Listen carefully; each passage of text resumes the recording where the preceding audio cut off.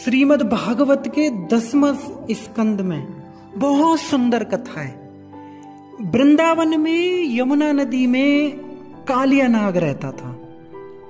रमणक द्वीप से आया था ये कालिया नाग और गरुड़ जी के श्राप से वहां से भागकर यमुना में आकर बैठा था और रात दिन अपने मुंह से ना जहर उगलता था।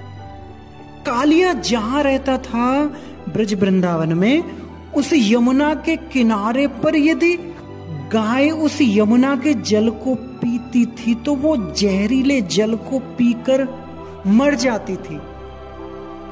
ब्रजवासी मर जाते थे और उस विष का इतना प्रभाव था कि उस जल को पीने की बात तो दूर रही, वहां से कोई अगर पक्षी भी उड़ता था तो भी उस विष के प्रभाव से वो पक्षी गिर जाता था, मर जाता था। भयंकर विष था। एक दिन कन्हैया ने सोचा कि संसार में जहां भक्त लोग मेरा नाम लेते हैं तो उनके जीवन का जो जहर है वो निकल जाता है, और साक्षात मैं जहां वृंदावन में रहता हूं और ब्रजवासी लोग उस कालिया नाग के जहर से इतना परेशान है, आज तो ना मैं कालिया को ना मार दूंगा। मैं आज इसका पूरा मैंने जहर निकाल देना है आज इसका। एकदम कन्हैया को गुस्सा आ गया। प्रतिदिन की भांति वो सुबह उठे और अपने सखाओं को साथ लेकर गाय बछड़े चराने के लिए वो जाते थे सुबह सुबह, लेकिन उनके साथ दाऊ भी जाते थे जो बलराम जी हैं उनके बड़े भाई। लेकिन आज कृष्ण अपने बड़े भैया बलराम को नहीं लेके गए। भगवान की दो लीला ऐसी हैं जहां बलराम को भगवान छोड़ कर गए। एक तो ब्रह्म विमोहन लीला, ब्रह्मा जी के साथ जो लीला की, और दूसरी इस कालिया दमन लीला में भगवान बलराम जी को योग निद्रा में सुला गए। दाऊ जी तो सोते रहे और कृष्ण अपने सखाओं के साथ गाय बछड़ों को लेकर निकल पड़े। अब यहां प्रश्न हो सकता है कृष्ण बलराम को लेके क्यों नहीं गए? देखो इसके दो रीजन है, दो कारण है। कारण एक, क्योंकि जो दाऊ है ना, जो बलराम जी, वो ना अनंत देव के अवतार हैं और आज भगवान को कालिया नाग को मारना था। तो भगवान कृष्ण ने सोचा यदि नाग को मारने जाऊंगा तो बलराम भी शेष है, कालिया है, दोनों भाई भाई हैं, तो बलराम ना मुझको मारने नहीं देगा। भाई अपने बिरादरी के आदमी को मारने थोड़ी ना देगा, और अगर वो उसके सामने मारेंगे तो बुरा लग जाएगा बलराम जी को।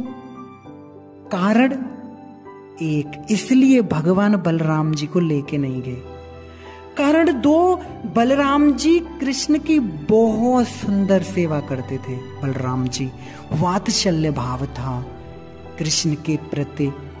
यदि अगर बलराम साथ होते कृष्ण को तो कभी भी वो यमुना में कूदने ही नहीं देते। अगर यमुना में नहीं कूदते तो फिर वो लीला कैसे करते कृष्ण? तो इसीलिए कृष्ण बलराम जी को साथ नहीं लेके गए। और भी कारण है। कृष्ण ने सोचा जब मैं यमुना में कूद जाऊंगा, कालिया का दमन करूंगा, तो क्या होगा? उस समय ब्रजवासीगण तो पागल हो जाएंगे, पागल होके एकदम मूर्छित हो जाएंगे और मेरे पीछे वे सारे यमुना में कूद जाएंगे। लेकिन दाऊ यदि अगर वहां पे उपस्थित रहेगा तो वो क्या करेगा? वो सबको रोक लेंगे, क्योंकि उनके पास ना दिव्य हल है। वो उस हल के द्वारा सबको जैसे बाउंड्री सी बना के ना सबको एक घेरे में खड़े कर देंगे। और ऐसा ही हुआ। देखो आगे चल के लीला में ठाकुर जी की माता पिता यानी नंद महाराज यशोदा मैया भी आएंगे, उनको भी बहुत दर्द होगा, वो भी छलांग लगाएंगे, तो उनको भी तो किसी को सांत्वना देनी है ना, उनको भी ढांढस बंधाना है कि हाँ कृष्ण ठीक हैं। तो इस कारण से दाऊ जी को वो लेके नहीं गए, अकेले ही निकल पड़े। अब निकल पड़े गाय बछड़ों को चराने के लिए। भगवान कृष्ण बहुत सुंदर सखाओं के साथ लीला कर रहे हैं, और लीला करते करते कृष्ण वहां पहुंच गए जहां कालिया नाग जल को बिल्कुल दूषित कर चुका था। कृष्ण ने आज सोच लिया, अपने दुपट्टे को कमर में कैसे कस लिया और यमुना में कूदने के लिए तैयार हो गए। अब सखाओं ने रोका, अरे कन्हैया मत जाओ, लेकिन कृष्ण परित्राणाय साधूनाम, भगवान जो है भक्तों की रक्षा हमेशा तैयार रहते हैं, मेरे भक्त को कोई कष्ट ना होना चाहिए। और उस समय कृष्ण ने क्या किया, कदम्ब के वृक्ष के ऊपर चढ़ गए और वहां से यमुना में छलांग लगा दी, और कृष्ण उस यमुना की गहराई में पहुंच गए, बहुत नीचे। और वहां श्री कृष्ण ने देखा उस समय जो कालिया नाग है वो सो रहा था। कालिया नाग वहां पे अकेले नहीं रहता था, उसकी अनेकों पत्नियां भी थी उनके साथ। वह कालिया सो रहा था तो पत्नियां, जो नाग की पत्नियां हैं, वो तो देख के जो श्री कृष्ण का जो सौंदर्य था, उनके जो बाल स्वरूप था, उसको देख के वो जो पत्नियां हैं नाग की, कालिये की, एकदम उनका हृदय पिघल गया। हाथ जोड़ के कहने लगी कि दिखने में आप कितने सुंदर हो हे कृष्ण, वापस लौट जाओ आप। यदि ये जग गया ना तो ये ना तुमको मार डालेगा। तुम हमारे स्वामी को नहीं जानते हो, बड़ा दुष्ट है, वो जगेगा तो तुमको ना मार डालेगा। कृष्ण ने कहा हंसते हुए, अरे तुम्हारे स्वामी को जगाने के लिए ही आया हूं मैं। इतने दिन से ये सोया है ना, क्यों सोया है? अज्ञान की निद्रा में, अज्ञान की निद्रा में ये सोया हुआ है। आज मैं इसे वास्तव में जगाने आया हूं। कृष्ण ने क्या किया, एक हाथ कालिया के ऊपर खींच के मारा। कालिया के जैसे मारा तो कालिया नाग जग गया। कालिया ने देखा मेरे घर पर आकर कोई मुझे तमाचा मारे, है कौन ये? देखा तो एक छोटा सा बालक उस कालिया के सामने खड़ा था। तुरंत कालिया कृष्ण को मारने के लिए तैयार हो गया। भगवान कृष्ण के ऊपर प्रहार किया कालिया ने। जैसे ही कालिया प्रहार करने आता, कृष्ण बाजू में हो जाते, कालिया आगे की ओर चला जाता। बहुत उसका विशाल शरीर था, तगड़ा शरीर था कालिया का। तो फिर कालिया ने कृष्ण के ऊपर प्रहार किया। बार बार कालिया प्रहार करने लगा। कृष्ण अपनी जान बचाने लगे और भगवान कृष्ण कालिया के पीछे चले जाते। और जो वे कालिया के क्या करते, गोल गोल घूमने लग जाते। उसी समय भगवान कृष्ण क्या किया कि कालिया नाग के ना छलांग लगा के कालिया नाग के मस्तक पर चढ़ गए, मस्तक पे। भगवान कृष्ण के मन में नाचने की इच्छा हुई। उसी समय जब नाचने की इच्छा हुई तो आकाश के सारे देवता आकाश में प्रकट हो गए। गंधर्व, चारण, विद्याधर अपने अपने वाद्य यंत्रों को बजाने लगे, गाने लगे। और उस समय भगवान कालिया के ऊपर अद्भुत नृत्य करने लगे, बहुत ही अद्भुत नृत्य। उस कालिया के सहस्त्रों फण थे, सहस्त्र 1000 फेंड थे कालिया नाग के। और कालिया नाग एक फेंड से मारने जाता तो कृष्ण अपना चरण उस कालिया के मस्तक पर रख देते। उनके चरण का प्रहार होते ही कालिया के मुंह से सारा विष निकल जाता। कालिया अपनी दूसरी फेंड ऊपर करता, कृष्ण अपना चरण उस फेंड़ के ऊपर, तीसरी फेंड़ के ऊपर करते तो कृष्ण अपना चरण उस फेंड़ के ऊपर, एक अद्भुत अद्भुत सुंदर नृत्य हो गया वहां पे। तो भगवान कृष्ण उस कालिया के मस्तक के ऊपर नाचने लगे। यद्यपि भगवान कृष्ण कालिया के मस्तक के ऊपर अपने चरणों का प्रहार कर रहे थे, नृत्य तो कर रहे थे, प्रहार भी जोरदार कर रहे थे। कालिया तेज गति से अपने फणों को ऊपर करता था और भगवान कृष्ण तेज गति से उस प्रत्येक फण के ऊपर अपना चरण रख रहे थे। अद्भुत नृत्य। और उसी समय ब्रजवासियों को पता चला, नंद बाबा और यशोदा मैया को भी पता चला कि कृष्ण यमुना में कूद पड़े हैं। सब लोग अपने अपने घर छोड़ के, जितने भी ब्रजवासी हैं, उसी समय यमुना के तट पे आ गए और चारों तरफ हाहाकार मच गया। सारे रोने लगे, पीटने लगे, कहने लगे कि कृष्ण को क्या हो गया, क्या हो गया। तो तभी वहां पे बलराम जी भी आ गए और बलराम जी आए तो कहने लगे कि आप चिंता मत करो, माता तो बेहोशी हो गई यशोदा मैया। उनको कहते हैं बलराम जी, आप कृष्ण को नहीं जानते हो कोई भी। अरे